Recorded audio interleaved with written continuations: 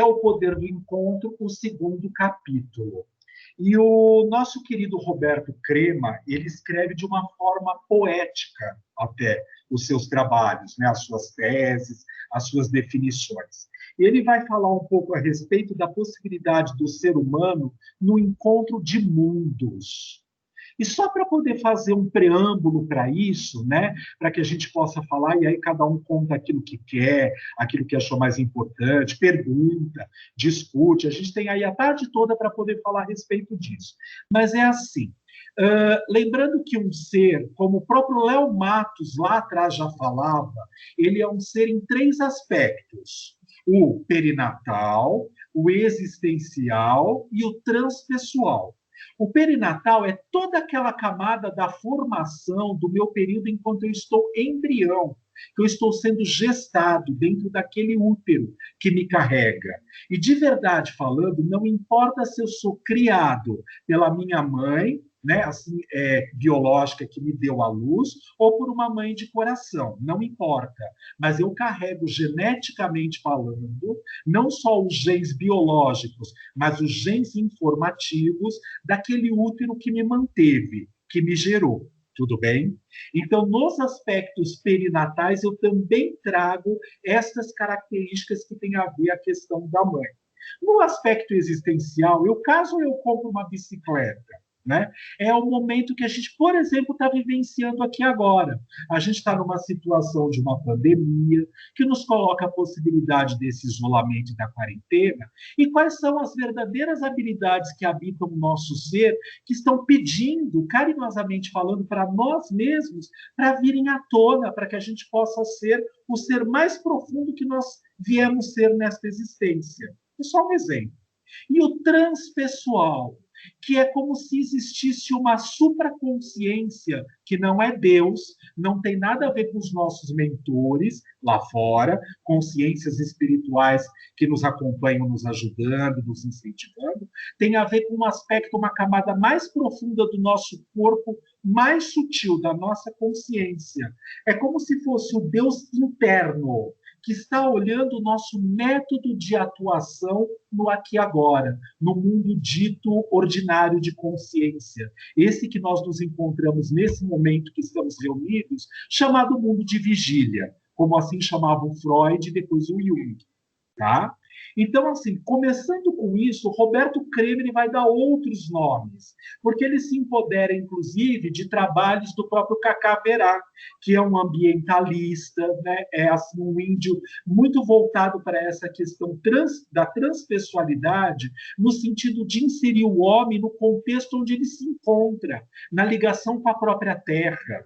Eu não posso desprezar o planeta e nem o lugar, a tribo, o bairro, a sociedade, a cultura, o aspecto de onde eu vivo. Não adianta eu, Vitor, por exemplo, né, assim que nasci aqui na cidade de São Paulo, sou, como é que se fala, de cidade, de uma certa forma me desligar emocional e psiquicamente falando, desta estrutura egóica e arquetípica a qual eu faço parte. Por quê? Porque eu carrego no gene informativo essas características das quais eu preciso fazer as pazes, acolher, dar lugar para esses genes informativos, não são os genes biológicos lá, Czinho, Azinho, Gzinho, Tzinho na nossa célula. São genes informativos que nós recebemos dos nossos arquétipos pessoais e os arquétipos coletivos e sociais. Tudo bem? Então, assim, para que de uma certa forma eu possa estar inserido naquilo que eu estou fazendo. Posso fazer uma, como é que se fala, uma pausa para uma brincadeira, mas uma analogia? Quando nós espíritas, né, assim, aqueles que estão como espíritas, é assim, se colocam, por exemplo, numa condição, ou que acreditam na possibilidade da consciência viajora no tempo e no espaço, e que estamos aqui encarnados neste planeta, que já tivemos oportunidade de estar aqui, e vamos voltar tantas quantas vezes foram necessárias para este planeta ou para outras orbes que existem no universo. Então, quando a gente pensa assim, olha, o fato de estarmos ligados, vinculados ao planeta Terra, é porque nós temos karmas e dharmas com este planeta. Tudo bem? O fato de eu ter nascido em São Paulo, ser morador da Chácara Santo Antônio, na Zona Sul, na cidade de São Paulo, no estado de São Paulo, no Brasil, na América do Sul, no continente sul-americano, nos continentes americanos, no planeta Terra, no sistema solar, na Via Láctea, tudo isso, de uma certa forma, precisa ser acolhido e incorporado no meu processo de existir. Porque senão sempre fica uma falha, um gap, um espaço aberto onde eu não estou na plenitude daquilo que eu estou fazendo. Como o Cacaverá, e assim ele tem uma ligação com a terra, porque ele vem de uma tribo, tudo bem? Então o foco dele é outro. Mas não significa que eu tenho que largar tudo que eu estou fazendo aqui para poder viver lá na tribo do Cacaverá. Não vai dar certo, vai ser bobagem. É aquilo que o nobre Dalai Lama já falou, e sempre ele fala, e nós já estudamos isso quando vimos lá o filme dele do budismo, né? Continua fazendo aquilo que a sua tradição pede que você faça. Nada de ficar comprando outra que não diz respeito e não faça sentido para o seu nobre coração, para a sua verdadeira essência. Que aí fica um gap e a gente não está realizando aquilo que nós viemos de verdade realizar. Então, assim, como é que a gente prestigia, como a gente acolhe, como a gente valoriza esse lugar onde nós estamos? Quando nós aprendemos carinhosamente falando, com um pouco que a Lourdes pôde compartilhar conosco, da constelação familiar, quando ela nos traz essa riqueza de aprendizado que ela tem feito, quando a gente estudou isso também pela gente mesma, ouviu outras pessoas falarem, tudo isso vai fazendo sentido para essa possibilidade. Porque se eu não aceito, não incorporo, não dou lugar, não permito, primeiro os meus genitores mais próximos, pai e mãe, e os genitores secundários mais próximos, pais do meu pai e pais da minha mãe. Se eu não dou lugar para essas estruturas, eu estou vagando no tempo e no espaço. Porque eu continuo, de uma certa forma, sem acolher o que os genes informativos dessa tradição está passando para mim aqui agora. E ele vai construindo um caminho, Roberto Crema, usando das tradições lá do fogo, da terra, da água, do éter, né?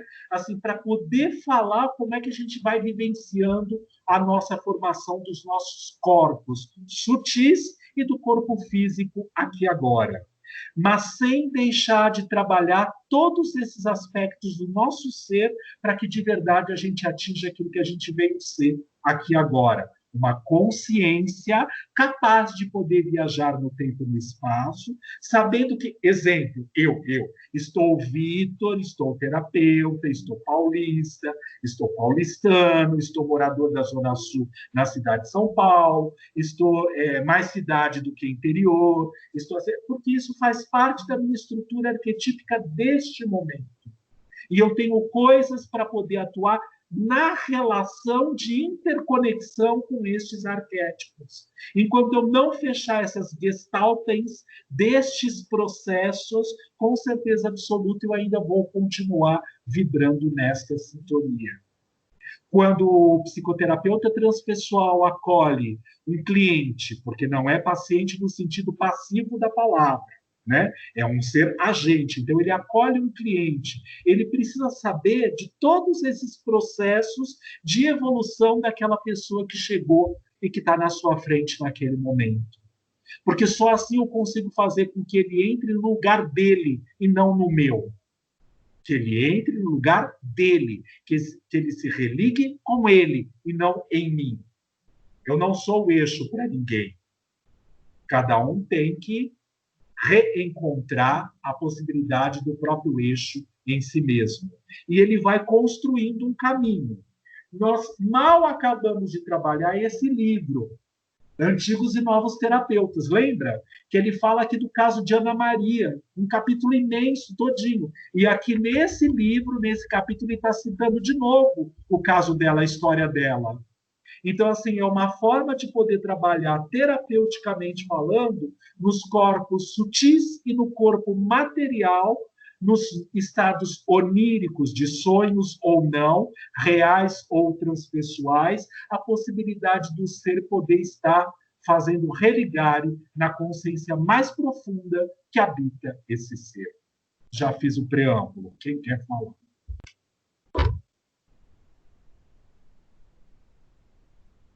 Ah, claro, com certeza, concordo plenamente. Aham. Ó, é verdade, Lori, tenho certeza. Nossa, Marli, é isso aí, concordo mesmo. Aham. É, Rê, então, tudo isso que você está falando está certíssimo. Vai, Isilda, fala. Fala, Isilda. Não estou te ouvindo, Isilda.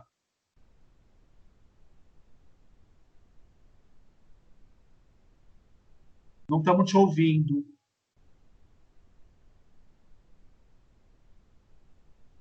Alguma coisa aconteceu com o seu microfone, Isilda, que não está ouvindo.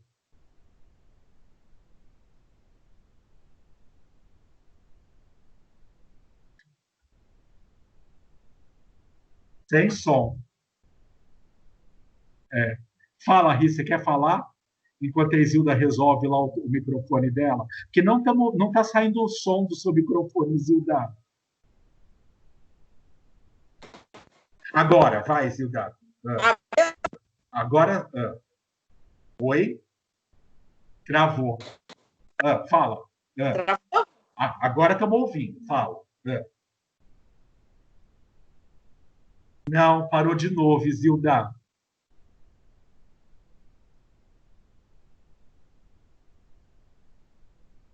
Fala, fala, Lourdes. Fala. É, é interessante porque, assim, digamos assim, é o segundo fenômeno com o som, né? O primeiro foi aquele chiado muito louco, muito estranho. Agora, o microfone da Isilda não está fechado, não tem aquele, né, o símbolo do microfone e ela não fala. Naquele barulho do som, me deu uma sensação, me remeteu, na verdade, à questão da transcomunicação, né? Que É bom. como se alguém, de alguma forma, houvesse uma interferência, né? E agora parece que a mesma, me dá essa sensação, né, de que agora de alguma forma também tem outra interferência. Então, assim, a sensação que me dá pode ser uma loucura, eu não quis falar antes até por causa disso, Não importa. A gente está aqui para mas isso. é como se tivesse alguém querendo se comunicar, alguma consciência, né, de alguma forma querendo se comunicar. Como é que é isso, se é fato ou não, não sei. Mas que é engraçado, porque assim, eu estou observando o fenômeno, né? Primeiro Aham. foi aquele barulho muito estranho, que eu via todo mundo fechando os microfones, só duas não fecharam, não lembro quem era, mas enfim, dava a sensação de que. E eu estava torcendo para que fechassem, porque a sensação que eu tinha é que aquilo ia continuar, né? Sei. Mas, enfim, e aí não aconteceu. E agora é com a Isilda.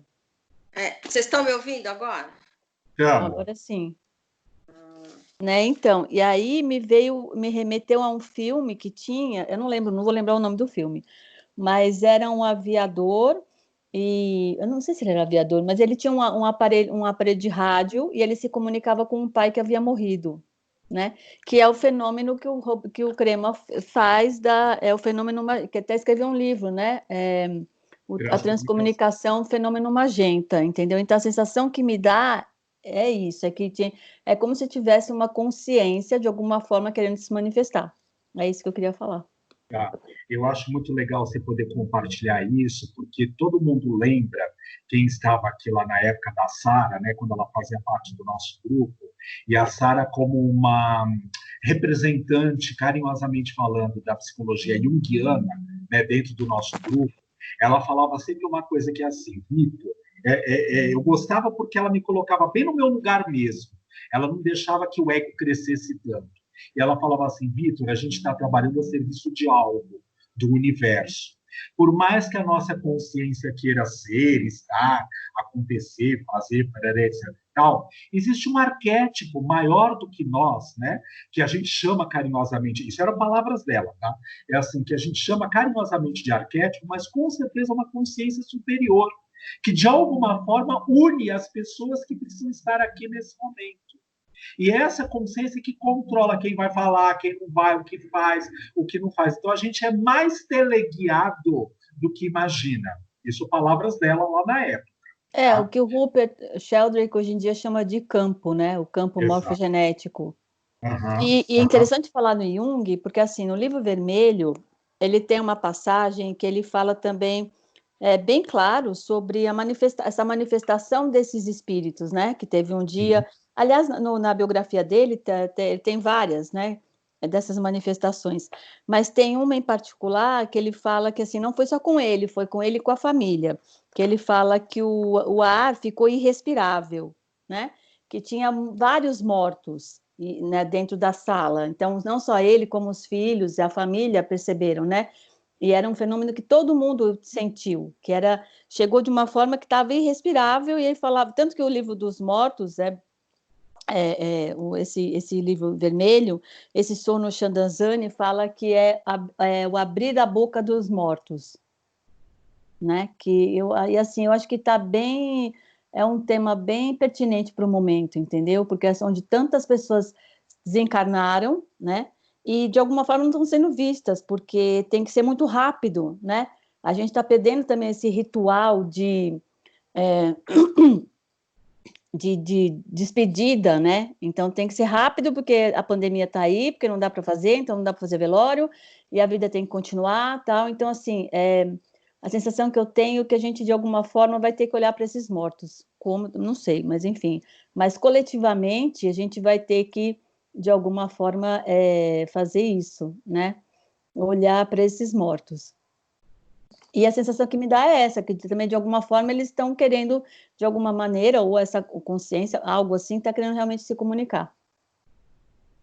É Não, e isso. assim, a gente sabe, de alguma forma, que, assim, que a gente tem a possibilidade de poder estar trabalhando aqui agora a chance do... Como é que eu posso explicar? A chance de nós... temos médiums aqui psicofônicos nessa sala. Nós temos médiums psicofônicos. Não achem que eu vou transformar isso numa sessão mediúnica. Não posso, tudo bem? Porque teria que ter todo um preparo, um rigor nessa possibilidade, por uma segurança, né, gente? Exclusivamente por isso. Mas naqueles momentos que a gente mentaliza, emana a nossa luz, a vibração, o raio, em benefício de, mesmo que a gente não visualize, com certeza absoluta, a gente está englobando essas energias que nos cercam de alguma forma. Tudo bem? Porque, assim, é muito fácil nós dizermos que todo mundo que desencarnou agora, neste momento, por conta do Covid, né, dizendo, assim, que chegou lá, uhul, nossa, que 10, estava pronto, lindo, maravilhoso. Nós não podemos dizer que não existam espíritos que estivessem nessa prontidão, não é isso que eu estou falando. Tudo bem, mas não dá para a gente poder ficar dizendo que todos estavam preparados para o desencarne consciente como a gente chama, nesse mundo ordinário que a gente está vivendo aqui agora. Então, é importante a gente emanar essa luz para que as consciências que tomam conta dessa possibilidade direcionam essas energias. E todos nós aqui, nós temos pessoas que nós conhecemos que foram embora por essa possibilidade. Todos nós temos. Se as pessoas estão com dificuldade, eu não conheci ninguém que desencarnou por Covid, é só lembrar da Sara, que assim, ela perdeu o irmão e o pai. Então, assim, é muito fácil, não precisa ir muito longe. É alguém do grupo, né? Nesse sentido, que, de uma certa forma, teve muito próximo na família essa possibilidade. E outros casos tantos que cada um de nós pode conhecer. Mas a gente pensar numa questão que é assim, tá bom, gente, que legal isso que a Lourdes trouxe, né? Porque é uma coisa que é assim, a gente de verdade faz ritual, e quando eu estou falando do ritual é simbolicamente, porque não precisa ter a vela, a imagem, a fotografia, como o budismo coloca até o altar para os antepassados. Não é isso que eu estou dizendo. Mas a gente de verdade dedica um tempo para os nossos antepassados, porque de alguma forma a gente é consequência deles. Mesmo que somos consciências individuais, né? Cada um é a sua própria consciência, mas eu só estou aqui, Vitor, graças aos meus pais, aos meus avós, aos meus bisavós, aos meus trisavós, aos meus tetravós, e assim sucessivamente falando. Que pode até ter sido eu numa outra encarnação lá como trisavô, tudo bem, mas assim, mas é graças a isso que a chance de poder estar aqui nesse momento.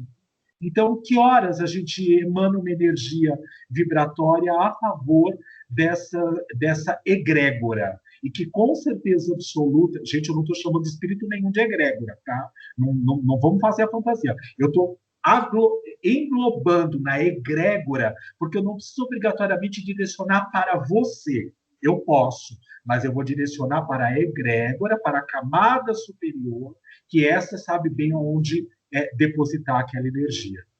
Tudo bem? Vocês estão muito quietos, gente. E tem uma história bem legal, né, que fala Qual? sobre a civilização, o primeiro sinal de civilização, né, que é quando Uhum. a pessoa, que eu vi até, se você deixar, permitir, eu vou até ler uma coisa aqui. Claro, Há claro. muitos anos, um aluno pergunta à antropóloga Margaret Mead, que ela considerava ser o primeiro sinal de civilização numa cultura. O aluno esperava que Mead falasse a respeito de anzóis, panelas de barro ou pedras de amolar, mas não. Mead disse que o primeiro sinal de civilização numa cultura antiga era um fêmur, osso da coxa quebrado e cicatrizado. Mead explicou que no reino animal, se você quebrar a perna, você morre. Você não pode correr do perigo, ir até o rio para beber água ou caçar comida. Você é carne fresca para os predadores. Nenhum animal sobrevive a uma perna quebrada por um tempo suficiente para o osso sarar. Um fêmur quebrado que cicatrizou é evidência de que alguém teve tempo para ficar com aquele que caiu, tratou da ferida, levou a pessoa à segurança e cuidou dela até que se recuperasse. Ajudar alguém durante a dificuldade é onde a civilização começa, disse Mead. Então, assim, eu fiquei pensando, até porque o ano passado eu quebrei a perna, né? E, de fato, você não tem o que fazer, você é totalmente vulnerável. Se não tiver ninguém para te ajudar, acabou. Né? Isso porque a gente está no século XXI, que você pode pegar um telefone celular, ligar para uma emergência, alguém vir buscar, né, te buscar, enfim. E eu fiquei pensando nesse aquele período que eu fiquei, né, com a perna quebrada, e tantas pessoas que me ajudaram, porque você tem, assim, ajuda para tomar banho, para comer, para tudo, né? Para ir no médico, fazer fisioterapia, enfim. Eu fiquei pensando, né, e realmente nos nossos antepassados, não nossos antepassados remotos, ou meus avós, tal. Eu fiquei realmente pensando lá atrás, entendeu? Como era, né? A dificuldade e quantas pessoas vieram antes, né? E fizeram realmente coisas para que a gente chegasse aqui hoje, né? Então não é só a minha família, é a família realmente de todo mundo, né? Enfim, é uma família humana mesmo, né? E é engraçado, ó, o barulho começou de novo. Então, assim, é dessa família humana, né? De quantas coisas as pessoas tiveram que passar e viver para que a gente chegasse aqui hoje, para que a gente passasse dentro dessa pandemia, esse momento de dificuldade, da melhor forma possível, né? Outro dia eu estava também na Hering, e minha professora falando, gente, ok, é difícil, ela falou, eu vivi uma guerra, né? A ponto de subir no telhado quando os aviões paravam de passar e jogar bombas, e olhar assim, ela foi, eu e meus irmãos, subir no telhado para olhar, não, tudo bem, tá tudo bem, a casa da vovó tá inteira, né? Então, assim, a gente viu, né, também a Anne Frank, né, naquela situação, então, assim, a gratidão só aumenta, e a resiliência também, né, pelos que vieram, e tudo que eles fizeram antes, então não é só olhar para a minha família, mas é olhar realmente para a família humana, é realmente de agora, né, de alguma forma ampliar esse olhar, né, e ver que tudo realmente faz parte, porque se não fosse tudo que eles viveram, a gente não estava aqui hoje. É isso. E sabe uma coisa muito legal com isso que você está falando, que é inclusive a proposta da própria transpessoal, que é assim, a família humana, ela neste momento faz parte deste planeta, desta orbe, chamado planeta Terra. E como é que a gente tem lidado com o nosso planeta no nosso dia a dia? Quando ele começa esse segundo capítulo falando do ser humano, um encontro de mundos, ele está falando a respeito também desta possibilidade, dessa inserção que nós estamos na condição e no locus onde nós estamos depositados aqui agora. E aí, como eu levo isso em consideração no meu dia? Eu não posso simplesmente querer me trabalhar distante deste local onde eu habito.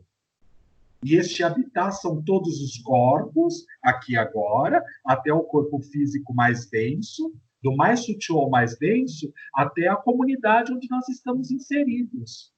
Quando eu deixo de olhar para aquela vizinha que eu briguei porque ela acabou com a árvore, né, de uma certa forma lá, é assim que eu estou fazendo. Eu estou criando um campo eletromagnético e uma psicosfera que, com certeza, eu estou rejeitando um aspecto da energia. E, automaticamente, ao invés de eu contribuir e eu ajudar para que a ferida seja cicatrizada, eu estou indo lá e colocando o bisturi, mas não como médico que está indo querer ajudar o processo de cura. Para cada vez que a ferida está se fechando, eu vou lá e cutuco energeticamente para abrir e expor a ferida de novo. Será que as nossas brigas, de uma certa forma, fazem sentido de verdade, se a gente parar para pensar? As minhas exclusões, elas, de alguma maneira, elas fazem sentido na existência? Nisso que a gente está vivendo hoje?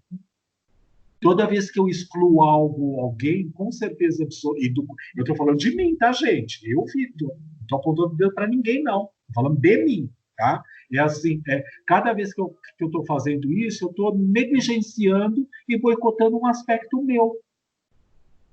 Porque o que está no outro, o que eu rechaço, o que eu coloco para fora, é o que eu não quero enxergar dentro de mim.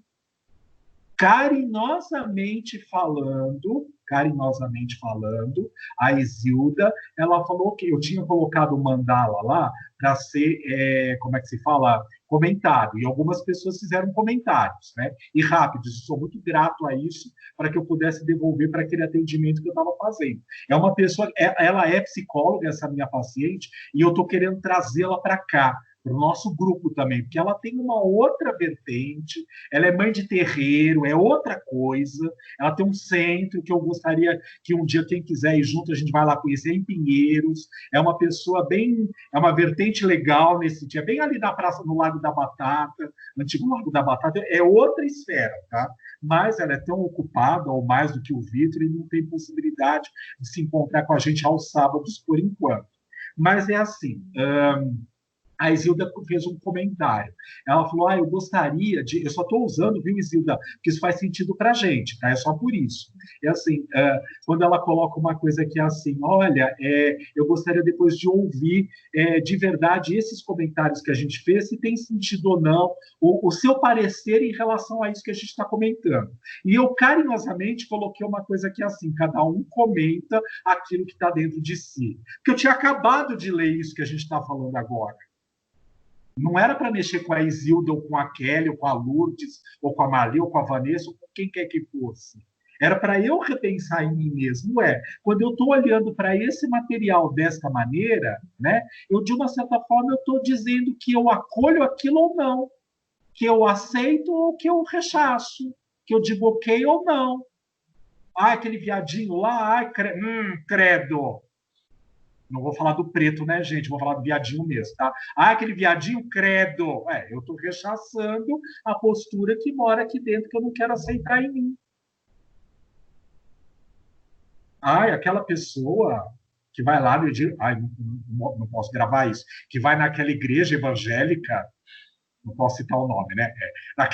Que assim, não fala Doriana, fala aquele componente utilizado para preparar, né, o caldo ali do dia, tá? Então, assim, que vai lá na igreja evangélica, credo. Eu estou negligenciando a parte evangélica que mora dentro de mim.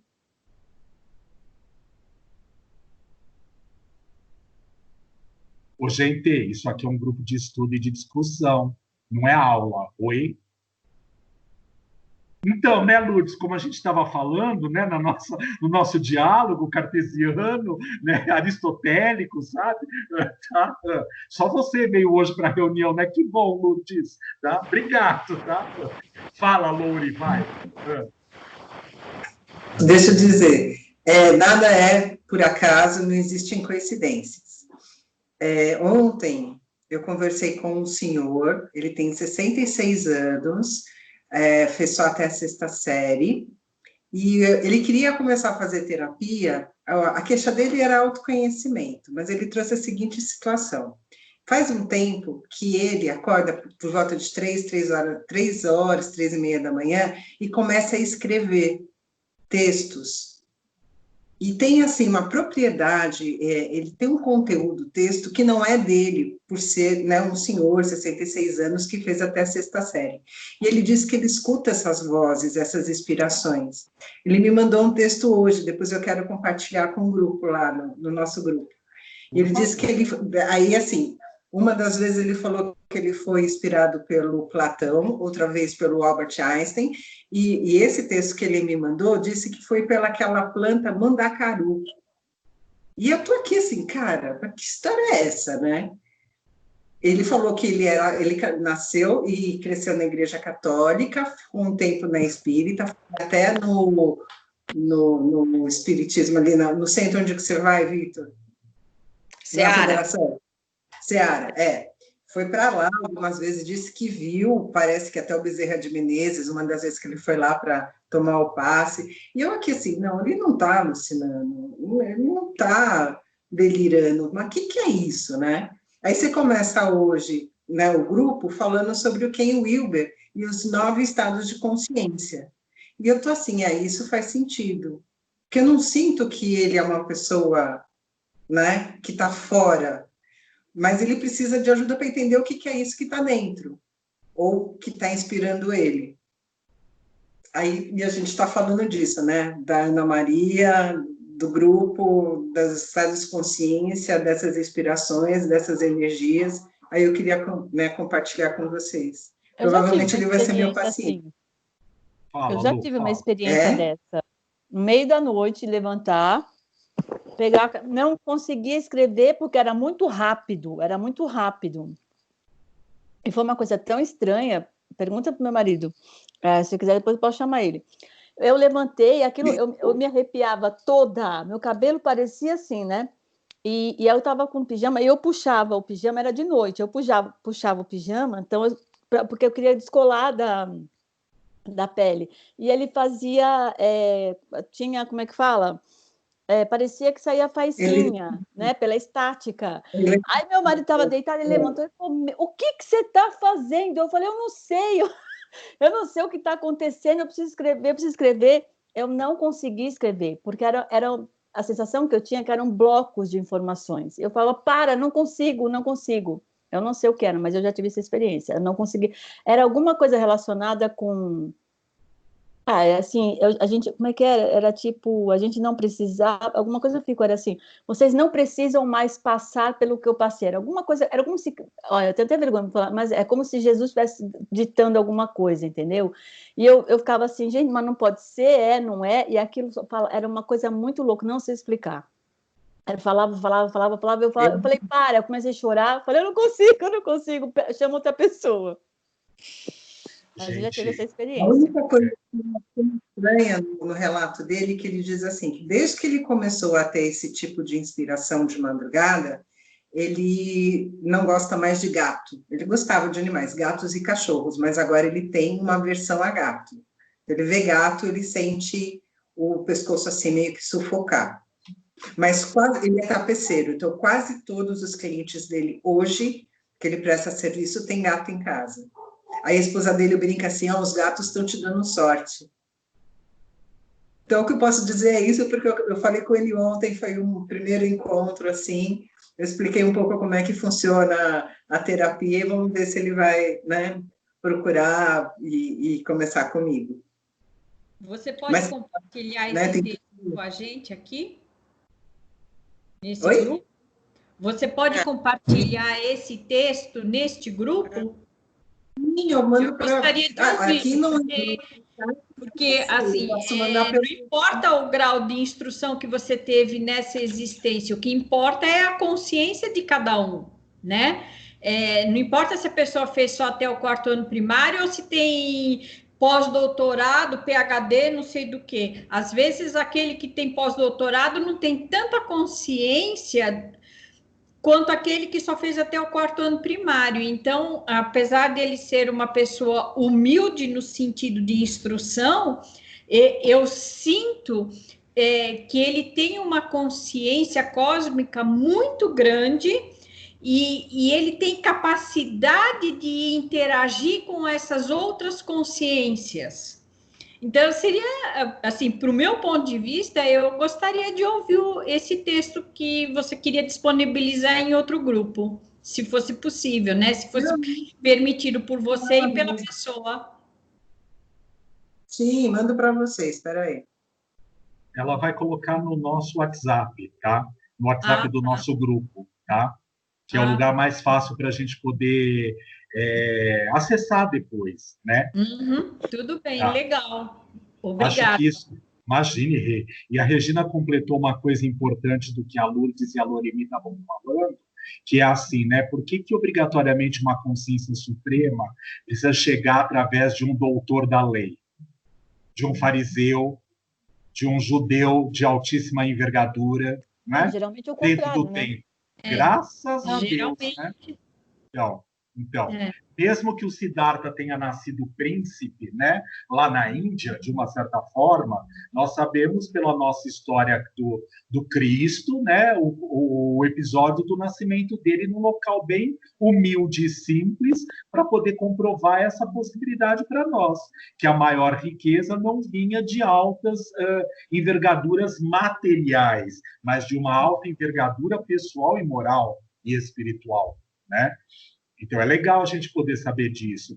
Por isso que a gente brinca carinhosamente falando que aquele que se apresenta estigmatizado como pretinho velho no templo, no terreiro, no centro espírita, não necessariamente significa um espírito impuro e imperfeito.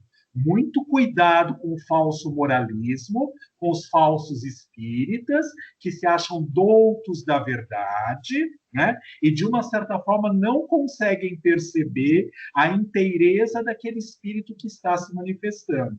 Qual é o primeiro aprendizado que Kardec traz, se não me engano, num dos trechos lá do Livro dos Médiuns, quando ele está falando da possibilidade de que, assim, primeiro que existem muitos tipos de mediunidade, tantos tipos de mediunidade quanto espíritos existentes. Então, é uma bobagem nós dizermos e queremos classificar única e exclusivamente só através daquele rótulo. O jeito de manifestar a mediunidade é peculiar de cada um. Primeiro isso. E segunda coisa extremamente importante, olhar primeiro o conteúdo da comunicação e não o comunicante em si. Porque aquele que, de uma certa forma, precisa dizer eu sou o que sou, o doutor, professor, PhD, BHC, bosta nenhuma, vírgula, papapá, tomem cuidado, porque atrás disso precisamos olhar o conteúdo daquilo que está sendo dito. Não significa que Bezerra de Menezes, Madre Teresa, Irmã Dulce, ou Chico Xavier, outros, Jesus, não possam, de alguma forma, emanar os seus fluidos para uma comunicação. Ai, que silêncio. Ou porque o Vitor falou uma blasfêmia, ou porque... Não, assim, você não falou uma blasfêmia. Então, Acho não, tenho certeza, porque li. Tem um livro do Divaldo, quer dizer, Psicografia do Divaldo, que é do Manuel Filomeno de Miranda, que chama Loucura e Obsessão, onde justamente vai se passar dentro de um centro de Umbanda para desmistificar, para o tal dos espíritas tão ortodoxos e conservadores, que aquele mentor daquele centro, quem recebe, a mentora, na verdade, quem recebe é um homem, mas a mentora se apresenta como uma preta velha. E ela, posteriormente, vai explicar por que ela se apresenta como uma preta velha. Ela se apresenta porque foi uma das reencarnações dela em que ela mais alavancou o progresso dela. Então, ela vinha de outras, ela conta um pouco lá para trás, as outras, eu nem lembro se ela conta todas ou conta uma, mas ela diz assim, que foi naquela encarnação como preta velha sofrendo lá dentro da senzala, tudo aquilo que ela sofreu, que ela conseguiu melhorar, que ela conseguiu alavancar, quer dizer, a impressão que me dá, ela se encontrou como ser. É isso a impressão. Quando ela fala alavancar a evolução, para mim é como se ela tivesse encontrado Isso um pouco que ele fala nesse capítulo, quando ele fala dessa oca superior aí, não sei, que é esse encontro com esse luz, que é esse ser interior que existe dentro de nós. Então, eu acho que é isso que ela percebe.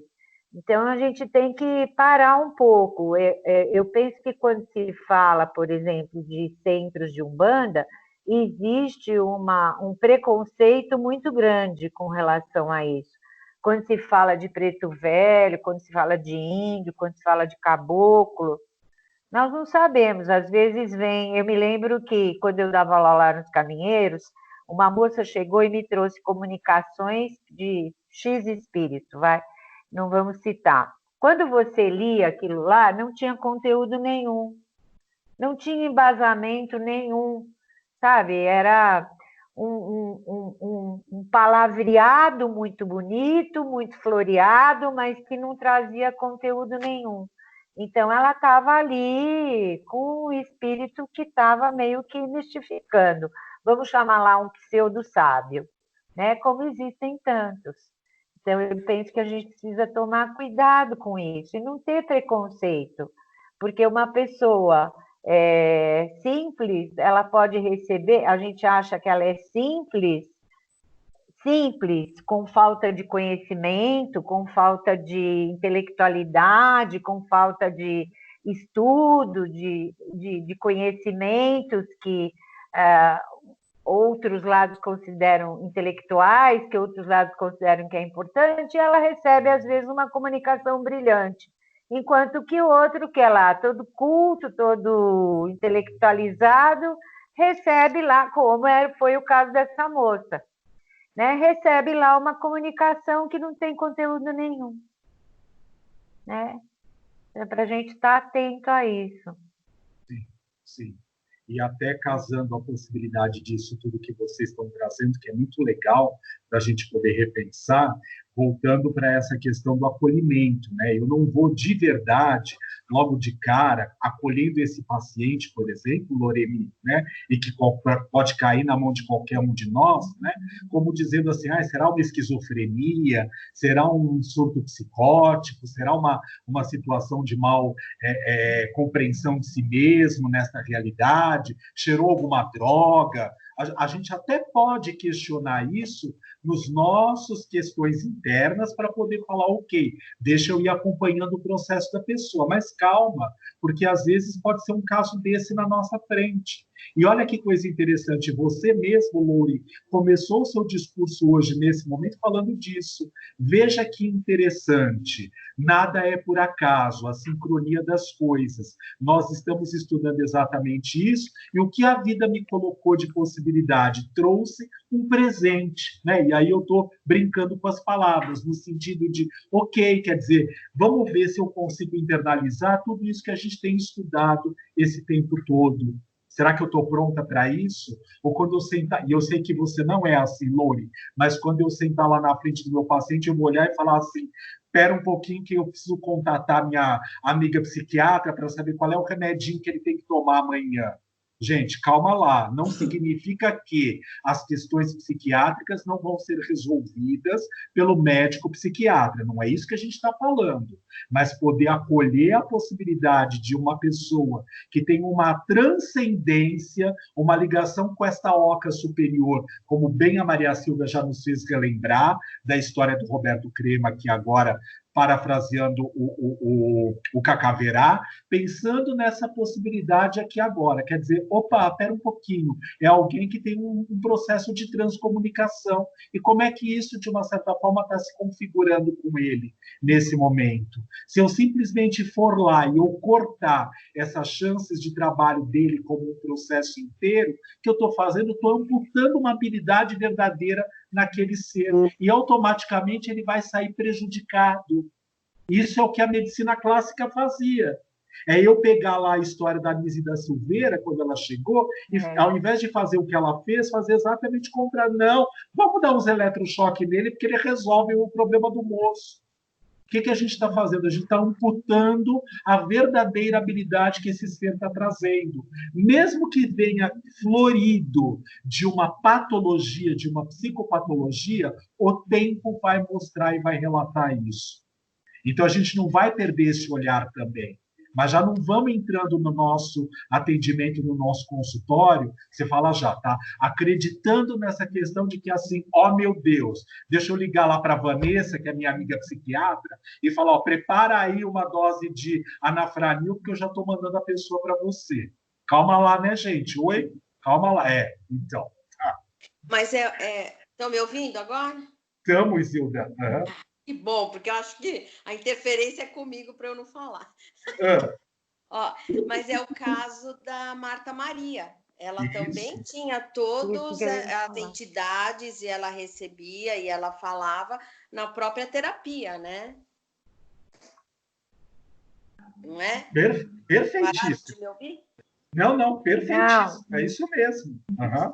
Perfeitíssimo. O que eu queria falar naquela hora, que eu fui interrompida pelo som, é o seguinte, o que me chamou muita atenção, que várias vezes essa Marta Maria, e narrando, né, eles narrando o trabalho dela, né, as coisas dela, não, foi no grupo de terapia, ela começa a falar sobre um deserto. Aí depois tem mais lá para frente, fala sobre o deserto. Aí me chamou muita atenção. Então eu fui atrás, fiquei refletindo e fui atrás desse deserto. Então, até tem uma parte que acho que aí é o Crema que ele dá na página 97, que ele vem dar uma explicação, que ele fala da dimensão noética sobre o deserto. Aí eu lembrei que Jesus, ele também ficou... Oi, Vitor, você sumiu. Tô aqui. Vocês estão me ouvindo? É que parece que congelou tudo. Estamos ouvindo. Então, e Jesus ficou 40 dias num período antes dele fazer depois toda a sua aparição, atividade pública, né? Sim. E eu relacionei esse deserto também, que é o encontro consigo mesmo, que é naquele momento, naquele local desértico, que eu até escrevi, peraí, gente. Então, é um momento que a pessoa vive consigo mesmo, no momento de reflexão, no momento... pera um pouquinho, gente, que eu me perdi. Peraí, tá aqui. Porque a parte do deserto, ela tem a pouca água, né? É um clima mais árido e tem muita riqueza de vida, né? E ela... Então, eu achei que é muito importante isso, e para refletindo, né, que eu fui ler algumas coisas, né, e eles falam que muitas vezes temos medo do silêncio, porque viver no deserto, estar no deserto, você teria um silêncio absoluto, né? E muitas vezes nós estamos também com essa fuga, principalmente agora, nessa fase que nós estamos passando, porque a gente pode também se sentir nesse momento tão muitas vezes solitário, dentro de casa. Então, eu me apeguei a isso, que é uma experiência muito rica também, e ela falando nessa parte... vocês entenderam? Eu uso uma miscelânea. Aonde eu quero chegar do deserto? Entendemos. Posso falar uma coisa? Juntando isso que vocês duas falaram? Me passa assim, que existe, assim, em primeiro lugar, uma sincronicidade entre... A gente está lendo essa história da Marta Maria e Lauremi brilhantemente trouxe esse caso dela, né? Segundo lugar, este deserto, para mim, que você falou, Isilda, fica como uma ampliação do estado de consciência daquelas pessoas que vão para esse deserto. Esse deserto, para mim, fica como um mergulho que a pessoa está fazendo dentro dela mesmo para alterar, para transcender, vou chamar assim, o estado de consciência em que ela se encontra para ir para um outro estado. Não sei se falei bobagem. Sim, isso aí. mas é nesse sentido que eu levei, Maria Silvia, porque também, pensando, viver num deserto, há uma dificuldade muito grande de sobrevivência, né?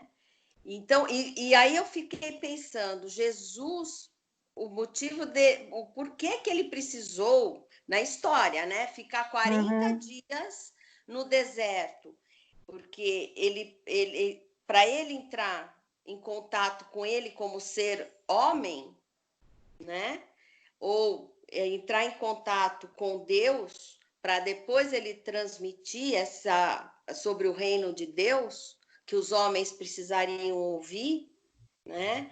Então, e é muito que nós também, se a gente fizer analogia, podemos também levar nesse sentido desse deserto, né? Dessa sobreviver do deserto, né?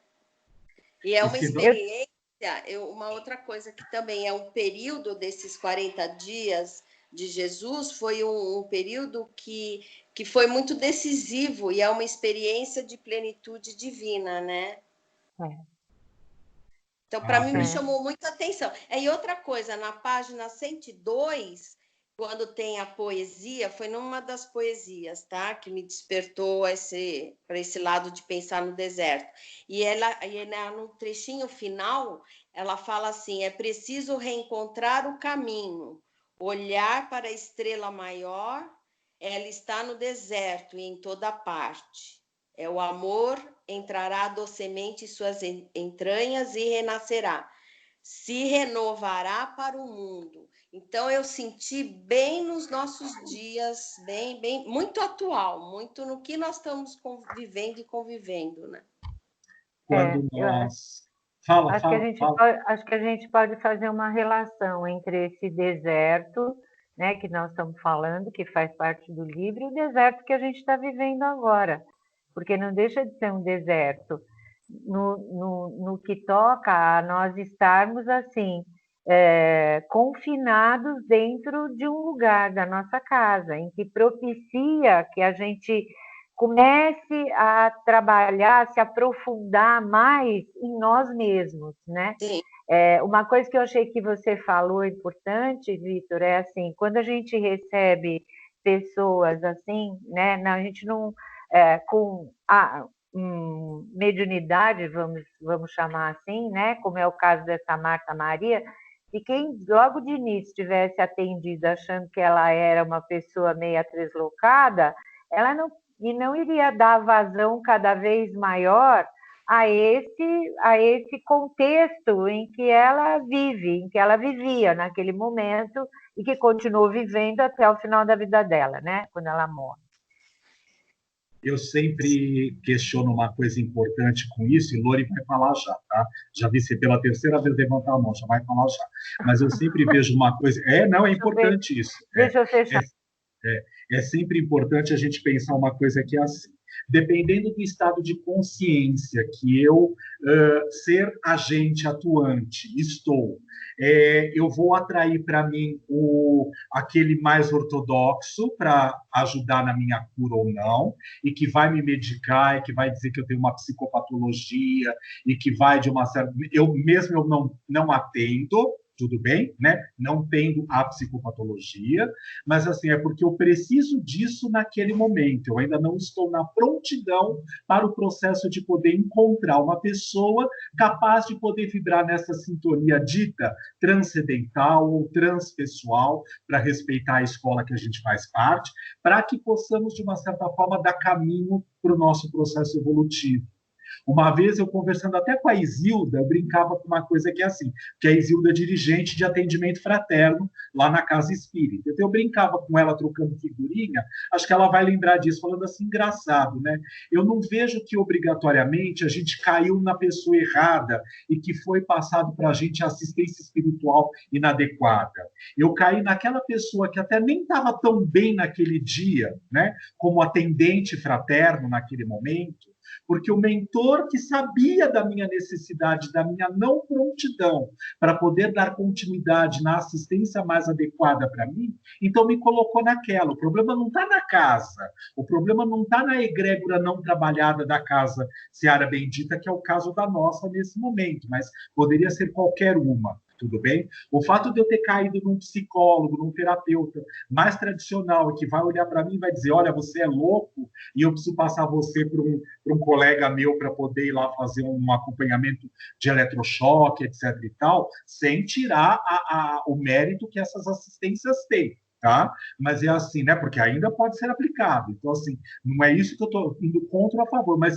sabendo que, de repente, eu poderia ter um outro tipo de acolhimento, de assistência, é porque não há da minha parte consciência mais profunda uma prontidão para poder receber aquilo. Desculpe. Então, nós temos sempre que pensar uma questão que é assim, caiu ali na nossa mão porque nós temos condições de, mas é mérito daquele que está chegando, não é nosso. Nosso para saber como é que a gente vai lidar com o trabalho. Mas daquele que está chegando aos nossos cuidados, é mérito dele, para saber como é que a gente vai lidar com essa questão no dia a dia.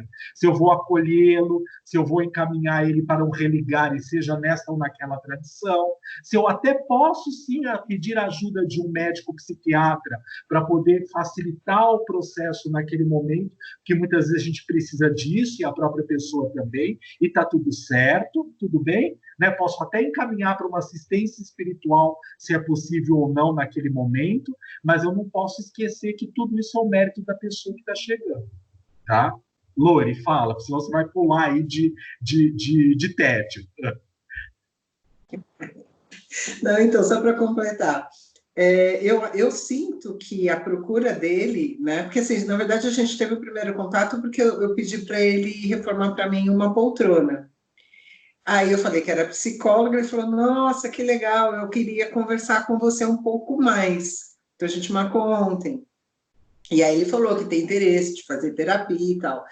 E eu disse que nada é por acaso justamente por isso, porque, assim, nessa minha busca dentro da psicologia, eu nunca fui muito para essa questão ortodoxa, eu sempre quis fazer coisas diferentes. Né? Eu fui fazer um curso com a eu esqueci o nome dela, tem a Rita e tem a outra que escreveu o livro O Corpo Sofrido e Mal Amado, esqueci, depois eu lembro. Então a gente fez um trabalho focado na calatonia, aí eu vou para a transpessoal com a Márcia Taboni, né? Então, quando ele chega com o discurso e depois me manda o texto hoje mais cedo, assim, eu só fiquei em dúvida justamente por isso, porque no grupo da Márcia Taboni, às vezes eu perguntava assim, tá, mas isso a gente vai tratar como terapia, psiquiatria ou vai mandar para um centro? Ela falou, aí você vai ter que ter, né, o bom senso, a sensibilidade para saber para onde você vai encaminhar, escutando a necessidade do seu paciente. Né? Então vem esse senhor e eu fiquei muito curiosa em saber como, de repente, trabalhar com ele usando tudo que a gente tem conversado, que a gente tem discutido.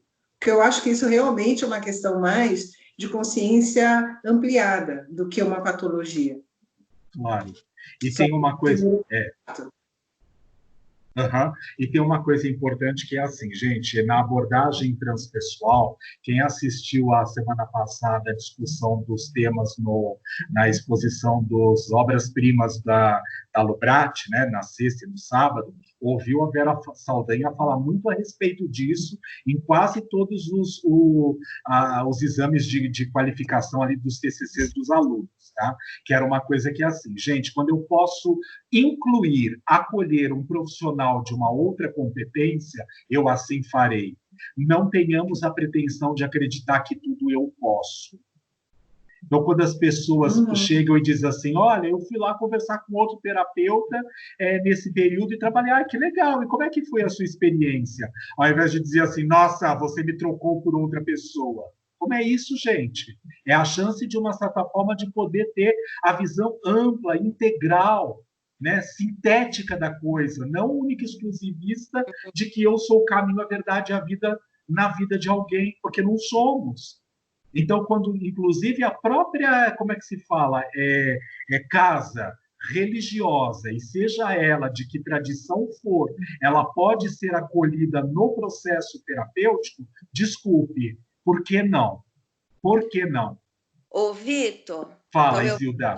Ó, se vocês forem na página 92, eles, quando está falando do início da terapia da Marta Maria, eles falam assim, 92, tinha que confiar na intuição, no coração e na entrega ao universo. Então, eu acho que é bem por aí também isso com a Loreni, não é? Claro, claro, claro. É isso mesmo que a própria Márcia tinha dito para ela na época. Quer dizer, a gente vai encaminhar para isso ou para aquilo. Sempre tem uma intuição. Quando carinhosamente falando, não significa que muitos de nós não possam vibrar já na sintonia púrpura, né, Kelly? Mas assim, né? É assim. Para nós que somos da bege ainda, é assim, ó. A gente primeiro conversa com a Kelly para poder aprender e perguntar para ela, Kelly, o que você faria? Aí ela traz para a gente a possibilidade. Depois faz uma supervisão com ela também. Depois a gente faz uma outra coisa quando a Kelly estiver disponível naquele momento. A gente faz assim, a gente se liga, se prepara. Mesmo que nós tenhamos tido ruído no nosso processo de centração na tarde de hoje, no nosso início, gente, vocês acham que eu fico brincando de centração por acaso? Que não tenho mais nada o que fazer no grupo? Não podia entrar direto no tema? Não, é para o tempo inteiro nós lembrarmos. Não dá para entrar no consultório no estado ordinário de consciência. Este que está fazendo isso, inclusive, quem vos fala, que muitas vezes pode chegar atrasado, não encontrou lugar para parar o carro, subir o cliente está esperando na porta. Hoje não, né? Porque é tudo via Skype. Mas, assim, a gente pensar nessa possibilidade. Peraí, o que vai acontecer? Vai ser uma sessãozinha mequetrefe, porta de cadeia. Por quê? Porque é um estado ordinário, atendendo, às vezes, a pessoa que está num estado mais ampliado do que a gente em consciência. Então, a gente precisa fazer uma preparação, uma ligação, que não precisa ser nada externo. Não precisa ser o externo. Para aqueles que estão acostumados, gostam, porque faz sentido para o seu existir agora. Vamos visualizando primeiro nosso mentor individual, depois Ismael, depois Maria, depois Jesus e depois Deus. Tá certo, gente, não tem nada de errado. Aquele que vai acender a vela e vai olhar para a chama da vela e, num aspecto meditativo, faz a conexão com a essência divina através do fogo da vela que habita o seu ser, também está certo, está tudo bem. Não, vai meditar? Não sei qual é o caminho, mas precisa estar no estado transpessoal de consciência para atender na transpessoalidade. Senão é um hipócrita, é um falso, é um charlatão, não é um bom terapeuta transpessoal. Mesmo que o cliente, tá, ele peça o tempo inteiro no processo terapêutico questões de ordem existencial e tenha muita dificuldade neste primeiro momento de adentrar as ordens ditas transpessoais, porque tem questões existenciais para poder estar resolvendo. Mas se o terapeuta estiver só no mundo ordinário de consciência, a sessão é mequetrefe. Não conheço outro termo. É mequetrefe. Próxima tese de doutorado, eu vou falar a posição mequetrefe do terapeuta, no setting profissional. Ô, Vitor, Fala, até em relação... a consciência é púrpura falando agora, gente. Não, pelo amor de Deus, não me coloquem nesse lugar. Não, sabe que tem tudo a ver isso, assim, me chamou a atenção, logo na primeira página, né, que ele fala assim, não é difícil constatar que grande parte dos seres humanos não transcende a primeira infância, né? E aí, assim, né, ouvindo, né, tudo que vocês estavam falando, já indo para o caso lá, né, da Marta Maria, que já mostrava uma outra amplitude. Mas, assim, se a grande parte está nisso, né, dessa questão da primeira infância, que acho que fica bem nessa coisa do ego, né? E aí, quando ele fala também do equilíbrio, dando o exemplo da carruagem, né? Que tem que ter lá, tem o corpo da carruagem, sendo aquela parte mais básica, né, do corpo, a questão existencial sendo o cocheiro, e do Senhor, essa parte transpessoal que conduz o caminho, né? Então, a minha questão é assim, que eu acho que tem tudo a ver com o que você já está falando, mas assim, efetivamente, como é que a gente pode trabalhar em nós esse aspecto e ajudar as outras pessoas a saírem dessa primeira infância, né? Assim, esses recursos que eu acho que hoje a gente precisa estar muito atento, porque senão a gente vai repetindo sempre esse mesmo padrão, né? E de repente a gente não está avançando na humanidade em função disso, né? Da gente estar repetindo sempre a mesma coisa. Lu, você quer falar? Eu acho que você é mais autoridade para poder responder isso que a Kelly colocou. Isso tem a ver com o script do Eric Berne também, né? Que nesse período a gente entra nesse script familiar, né? Por exemplo, o que o Bert fala quando a gente... que nem, né, a primeira coisa que ele fala, nós estamos a serviço de... Realmente, o terapeuta, o facilitador, o psicólogo, seja lá o que for, não faz nada. Ele está a serviço de algo maior, né? Quando a gente... Então, o que ele fala? O nosso olhar para um paciente quando chega. Ele fala, não estou olhando para um indivíduo, eu olho para um sistema. Ele fala, isso já muda muito, né, o atendimento. Então, não é uma pessoa, né? Essa pessoa traz todo um sistema. Ele fala que só isso já modifica bastante, né, a conduta da... é o que eu tenho feito, né? Já há muito tempo eu já não olho mais para a pessoa, eu sei que eu tenho um sistema ali.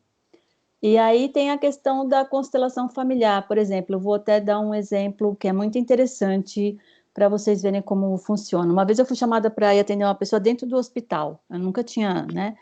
A pessoa falou, você não quer vir aqui? Eu mal conhecia a pessoa, eu tinha conhecido meio que por acaso. E aí ele estava na UTI, na semi-UTI, tinha tido lá um problema, eu não lembro, mas no fígado, eu não lembro o que era. Sei que tinha feito uma cirurgia, então clinicamente ele estava bem, mas assim, a cirurgia tinha sido bem sucedida, estava tudo certo, não havia motivo para ele não estar se recuperando. E eu fui, e eu confesso que quando eu cheguei lá que eu me dei conta de tipo, o que eu estou fazendo, né? Como é que eu aceitei um convite desse? Porque tipo, eu não sei o que eu vou fazer, como é que eu vou, né, ver uma... Porque foi a esposa que me chamou, não foi o paciente. Falei, eu nem conheço a pessoa, o que eu vou fazer? E eu fiquei meio, né? Falei, bom, ok. Aí eu entrei e eu fui conversar com ele, fiquei assim, falei, acho que ele nem vai querer falar nada. E aí, quando eu entrei, eu perguntei como é que ele estava, e aí eu já fui com esse olhar, né? Que tinha algo mais ali, não era um paciente, era um sistema. E quando eu entrei, eu fui conversar com ele, eu falei como é que ele estava, tal, e aí, do nada, ele já começou a falar um monte de coisa, né? E aí eu fui, de alguma forma, porque quando você faz isso, você deixa,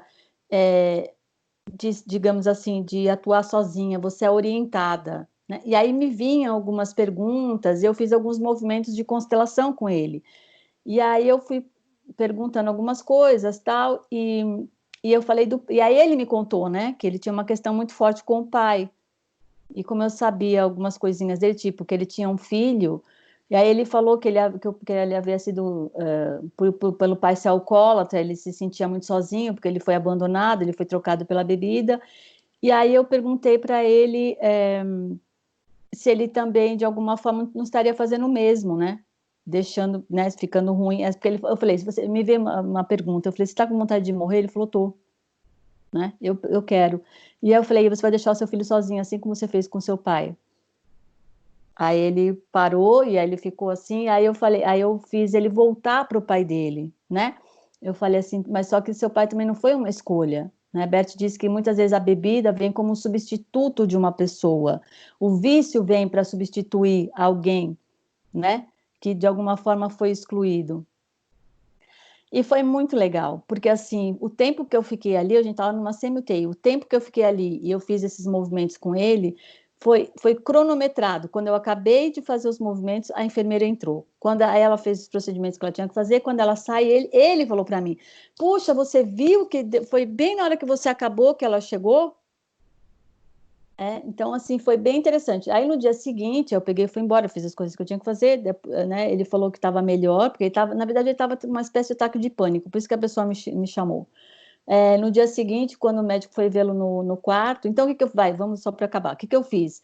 Eu trouxe o pai dele, né, que de alguma forma ele tinha raiva, porque o Bert diz que o movimento, raiva geralmente vem de um movimento interrompido, quando a criança quer ir para os pais, ou para o pai, ou para a mãe, e ela não consegue.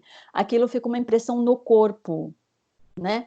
E quando ela tenta ir para esse pai ou para essa mãe, como ela não consegue, lembra dessa coisa ruim, dessa sensação ruim no corpo, ela para e ela leva isso para a vida. Então é difícil ela ir para um relacionamento, às vezes para ir para um emprego, porque ela acha que quando ela chegar lá, ela não vai conseguir, né? Enfim, e aí nós fizemos esse movimento com ele. Foi muito bonito. Eu achei lindo. Enfim, no dia seguinte, eu liguei para a esposa para ver como ele estava. Ela falou que o médico passou lá e aí ele tinha refeito os exames. E ele perguntou: o que foi que você fez de ontem para hoje? Ela falou: seus exames mudaram. Né? Então, assim, foi muito bacana. E aí eu vi que esse trabalho tinha muito a ver por causa disso, porque você não faz nada, o terapeuta não faz nada, ele só entra como realmente intermediário, ele facilita, por isso que o nome correto não é constelador, é facilitador em constelação familiar, né? Você facilita que essa pessoa volte para os pais, que é uma coisa que às vezes em terapia demora, né? Porque você fica lá falando e a pessoa fica falando, fica muito no mental, né? A gente tem que ir um pouco mais para esse emocional, talvez, né, que nem a Isilda fala, esse deserto, porque a água representa essa emoção, né? Essa coisa. Então, assim, é você voltar realmente para dentro, porque conectar com os pais não é exatamente com os pais, mas assim, é você olhar e permitir, deixar que eles sejam o que eles puderam ser, né? Não adianta você querer exigir algo do outro que o outro não pode, às vezes não pode, né? O pai não estava disponível, a mãe não estava disponível para ser pai ou mãe, né? Mas que você aceite isso. Então, uma das premissas da constelação é você olhar para as coisas como elas são e aceitar as coisas do jeito que elas são, né? Então, isso facilita muito, né, esse olhar. Não sei se eu te respondi, né, o que você perguntou, mas é mais ou menos por aí, entendeu? Então, assim, é você olhar as coisas sem querer mudar nada, porque aí você para de brigar e, de alguma forma, você sai desse script, né, familiar. Porque você toma a sua vida também da forma como ela veio, né? É como eu falei, aí você começa a olhar as coisas não mais com raiva, né? Tipo, por que eu quebrei a perna? Não, ok, eu agradeço, né? Porque se quebrar a perna trouxe muita coisa. Então, é você começar a olhar a sombra de outra maneira, olhar, né, por exemplo, a pandemia de outra forma, né? Porque tem coisas que você não vai poder mudar. Então, você tem duas opções só, ou você ficar brigando com as coisas, ou você aceitar. E quando você aceita, de fato, você recebe um presente, né? Porque aquela dificuldade vira facilidade, sabe? Aquilo vem, é porque é energia mesma, né? Só que você muda aquilo, você muda a polaridade e aquilo te dá força para você seguir em frente. E completando isso que a Lourdes está falando, brigadão, viu, Lu? Mas completando isso que a Lourdes está falando, tem uma coisa super importante que é assim. Vocês percebem que toda vez que a gente vai fazer supervisão e nos mandalas aparecem a questão da criança interior, é assim, qual é o exercício que a gente vai fazer para que a pessoa volte para esse arquétipo da criança interior? Porque, assim, quem domina, na verdade, a possibilidade de nós sermos e estarmos no mundo é esse arquétipo da criança interior. Se eu tentar, de uma certa forma, passar por cima dela, né, do arquétipo, tá? De oprimir, de negligenciar, de dizer, não, olha, você é só uma criancinha, cala a boca aí, porque você não sabe o que você quer. É o id tentando se manifestar lá, segundo a visão freudiana, e o superego tem que vir e tem que dar um jeito de poder fazer você ficar quieto. O que acaba acontecendo? Eu estou tirando a oportunidade da parte mais pura da essência da pessoa em se concretizar e se realizar. Então, toda vez que aparece nos nossos mandalas, dos nossos clientes, das pessoas com quem a gente esteja trabalhando, a história da criança interior, pode observar. Uma das técnicas mais importantes é assim, como é o mecanismo, ou a técnica, ou a metodologia que a gente vai utilizar para fazer esta pessoa, mesmo adulta hoje, fazer a reconexão com essa criança interior. Vai mandar lá na loja, nas brinquedos Laura, antigamente, né, para poder fazer a escolha de um brinquedo que ela mais gosta para isso, vai colocar massinha de modelar para ela poder fazer conexão com essa criança, vai deixar ela desenhar de olhos vendados, vai pedir para ela poder fazer uma fantasia, vai brincar na construção de boneca, de pano, de tecido. O que a gente vai trabalhar para poder trazer essa criança interior de volta para a realidade? Mesmo que machucada, para poder começar a fazer contato com a ferida. Né? Então, existe um livro que eu não vou me lembrar o nome dele agora, eu estou vendo a capa dele aqui na minha mente, é um ursinho ferido, machucado. Ela é uma autora, tudo bem, que fala da criança interior. É um livro todinho que está falando sobre isso. Né? Eu não vou lembrar o nome. Eu teria que parar aqui lá na estante para poder procurar o livro para poder trazer. Mas fala sobre isso, que é essa possibilidade desse reencontro com essa criança ferida, que não foi atendida, que não foi aceita, que não foi acolhida nesta possibilidade. E tudo isso, de alguma maneira, traz a questão de poder pensar, espera um pouquinho, não adianta eu querer ultrapassar para uma camada transpessoal se as questões perinatais, essas questões existenciais dos 7 primeiros anos de existência aqui nessa vida, ela continua repetindo. E vamos lembrar para nós, tudo bem, que trabalhamos com tradições, que é o seguinte, a consciência, viajante no tempo e no espaço, ela encarnou.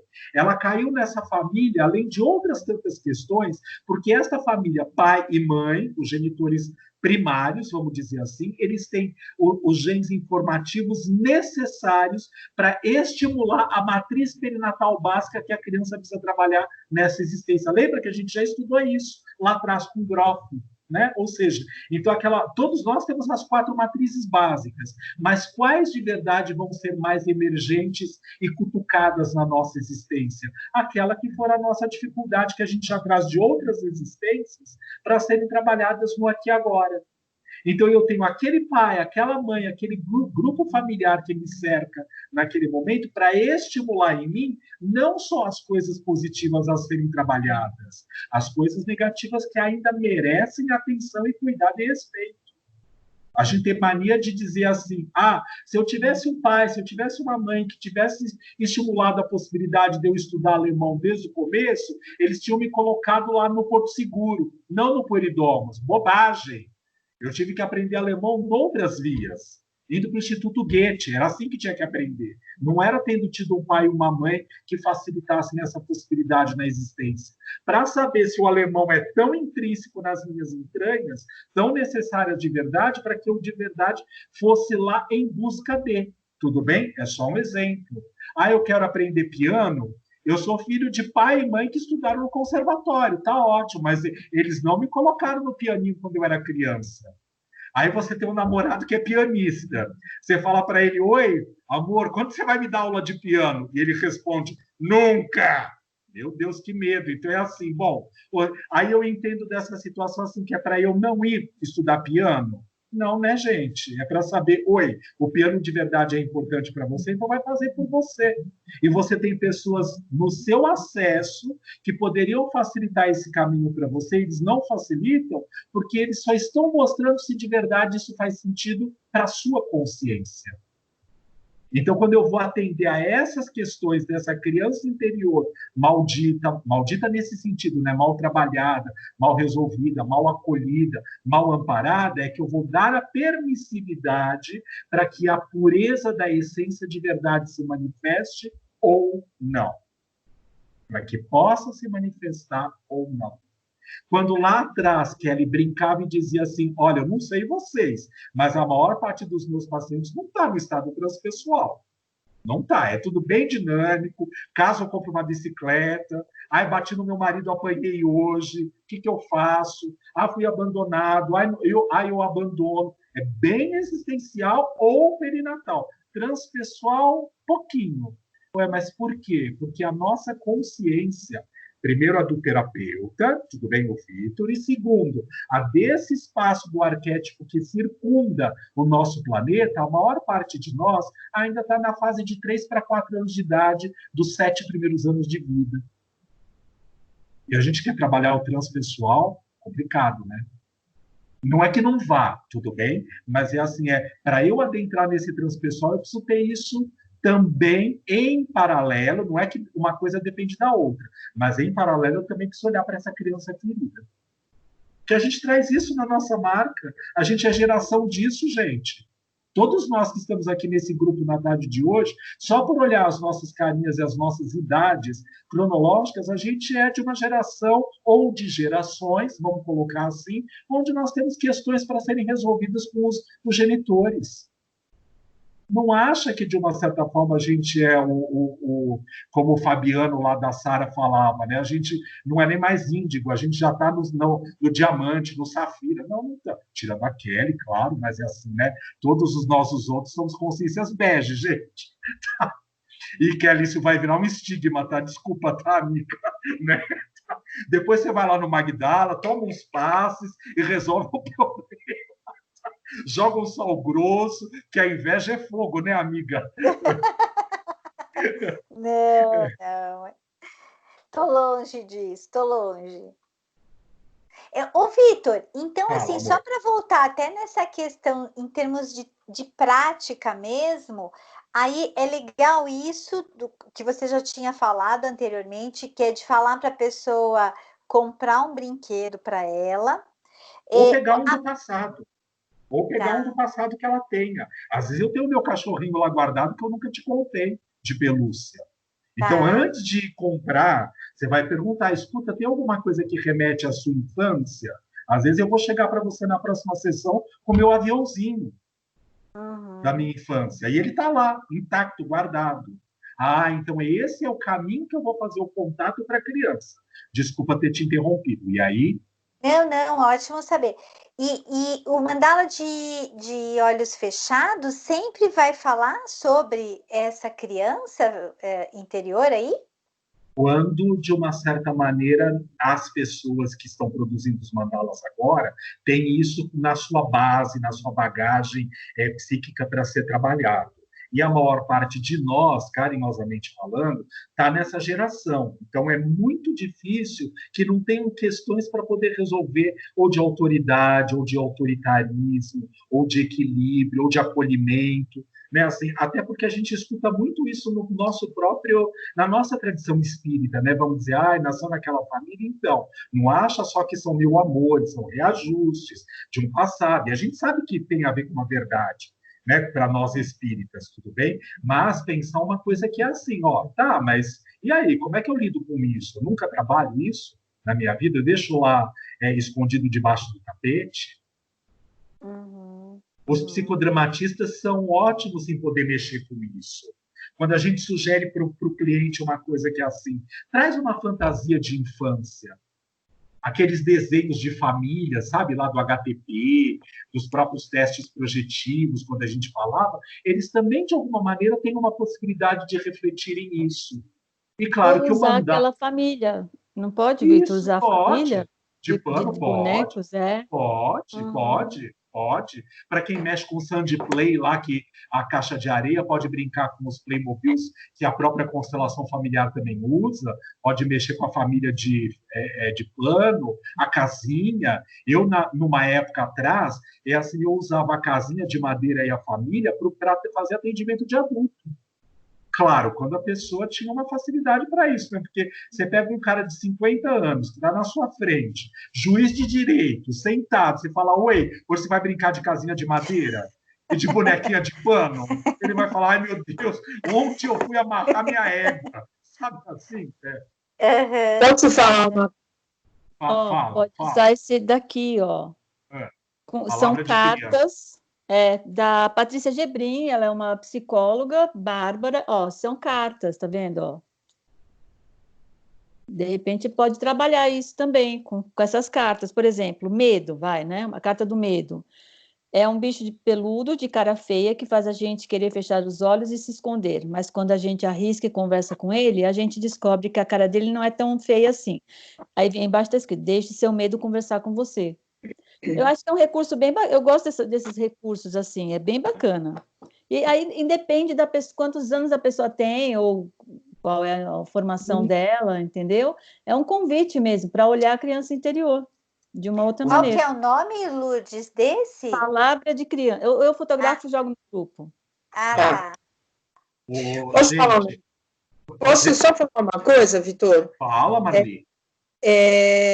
Uma época atrás eu tive um terapeuta que ele falava muito sobre a criança interior, né? E eu gostava muito de querer trabalhar, de fazer alguma coisa nesse sentido. E aí, o que eu faço todo ano, né? Eu acho que já tem uns 3 ou 4 anos que eu faço isso. Na semana do Dia das Crianças, na semana não, no começo do mês, né, de setembro, de outubro, eu arrumo todinho a minha sala, tá? Com doces. E assim, eu coloco doces atuais e doces antigos, porque eu tenho crianças e eu tenho pessoas mais velhas do que eu e da minha idade. E o ano passado foi uma coisa assim super interessante, porque eu consegui encontrar a Maria Mole que existia antigamente, né? E a Teta de Negra. E eu coloquei esses doces ali e tal, e um cara de 45 anos, na hora que ele viu a Teta de Negra, ele começou a chorar muito. E aí eu fui trabalhando com ele sobre isso, entendeu? Porque era ele se remeteu a uma lembrança dele da infância, de uma dificuldade que ele tinha com o pai, né? E com a mãe, tá? E a mãe posicionando que ele não podia comer a teta de negra, porque a teta de negra era da irmã. Então, ele não podia comer, porque tinha que deixar para a irmã. E, assim, a forma como ele comia o doce durante a sessão, e ele poder trazer aquela raiva, aquele ódio que ele tinha dessa mãe, né? Por causa de um simples doce. Então, o que eu estou querendo dizer é assim, todas essas coisas são super interessantes, eu adoro trabalhar com tudo isso, mas assim, além do brinquedo, Kelly, eu já cheguei aí em loja com crianças e com adolescentes e me meter com eles, entendeu? De ficar brincando, de jogar bola, de pular corda, esse tipo de coisa, e trazer, eles começarem a trazer a dificuldade que eles tiveram quando eles eram menores, né? Deles não poderem ter feito isso. Então, isso é super interessante, é bem legal. Era isso. Muito legal, Marli, você ter lembrado isso. Bem legal mesmo, tá? Porque é mais uma forma da gente poder lidar com a situação sem, na verdade, você estar, como é que se fala, impondo para a pessoa. Está ali.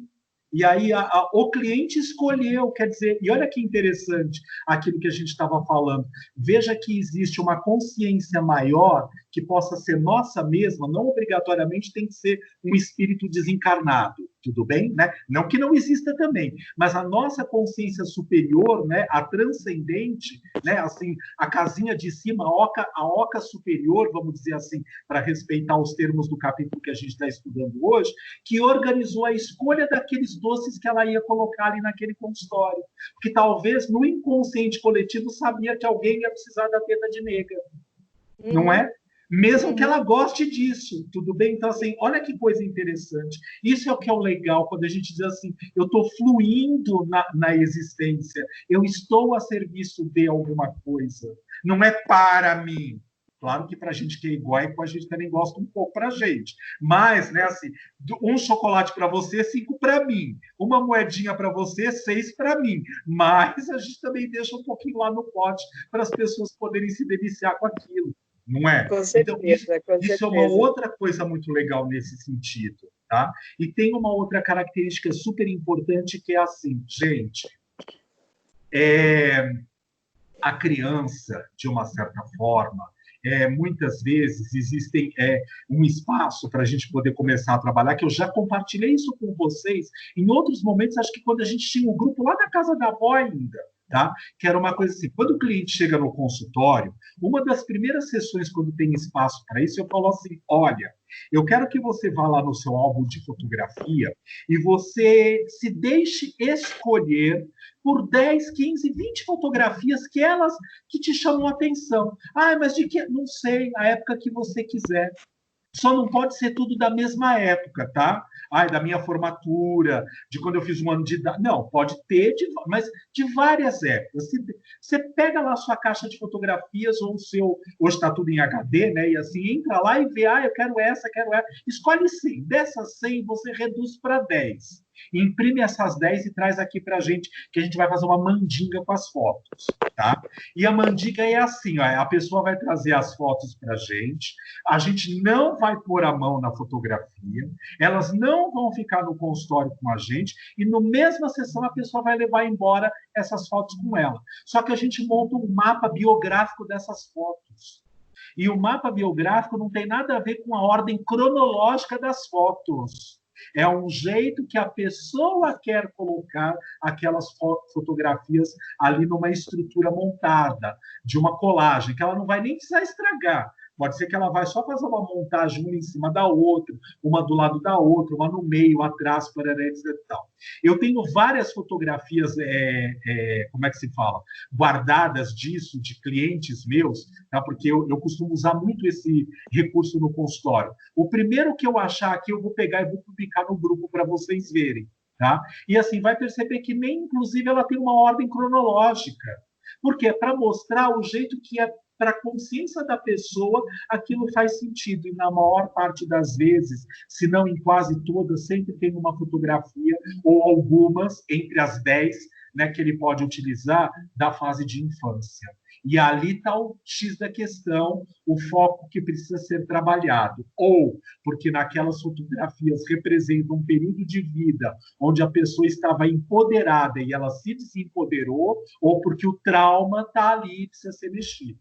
E aí a gente abre um recurso para isso. E aí eu vou usar o mapa biográfico, tá? Que a gente aprende na antroposófica, tá? Lá do Rudolf Steiner. Né? Então, assim, eu pego o mapa biográfico para poder estar brincando a questão da possibilidade de... Eu fotografo aquilo que o paciente construiu com as fotografias, peço para ele guardar as fotos para não estragar. Hoje, com os recursos de celulares, passo para o WhatsApp dele e toda vez que precisa, eu falo, você guarda aí na sua caixa de memória.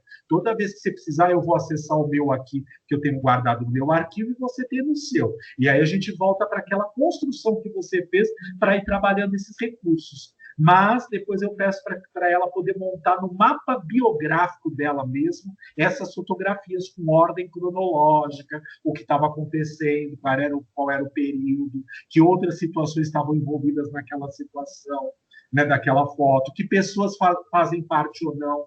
Porque as fotos que são escolhidas, elas não precisam só ter a própria pessoa. Podem ser ela num contexto, numa festa, isolado, na montanha, com a família, andando a cavalo, num piquenique, não importa, na sala de aula. Aquela foto que a gente tinha que tirava na escola, lá no pré-primário, junto com a tia de pré-primário, com a turminha toda, não importa. Ela trouxe aquelas fotos, é porque faz sentido para ela naquele momento.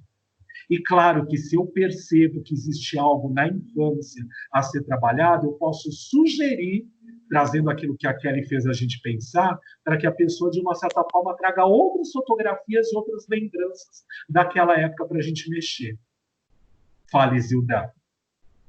Não. Quer falar? Não? Não? Tá. Achei que você ia falar alguma coisa. Tá. Kelly, quer completar alguma coisa importante? Não? Não, tá ótimo.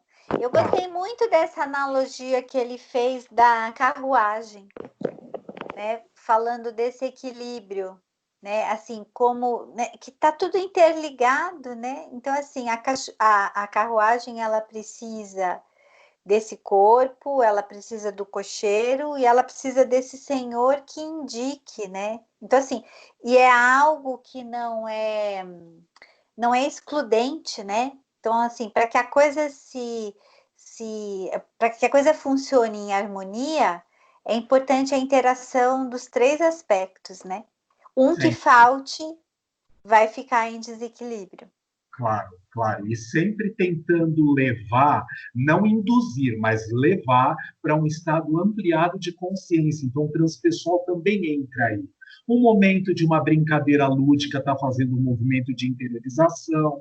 Uma hora que o cliente traga um sonho que possa ser trabalhado daquela maneira dele reviver o sonho no tempo presente, ele deita, ele conta para você de olhos fechados aquele sonho como se ele estivesse sonhando de novo naquele momento com o tempo presente. Eu estou em tal lugar, eu vejo tal coisa, tudo aqui agora, até ele dar uma finalização para aquilo que ele está com a gestalt aberta dele, ou porque ele brincou com a caixinha de areia, ou porque ele mexeu na teta de nega lá do doce que estava colocado ali do lado, ou porque ele trouxe um bolo para o nosso encontro naquele momento, porque não acolher isso como um aspecto materno e da criança necessitada de cuidados e de carência também. Quer dizer, tudo isso vai sendo trabalhado no nosso dia a dia, terapeuticamente falando com aquela pessoa. E tem gente que não tem espaço para isso e está tudo bem também, gente. Talvez nem precise naquele momento.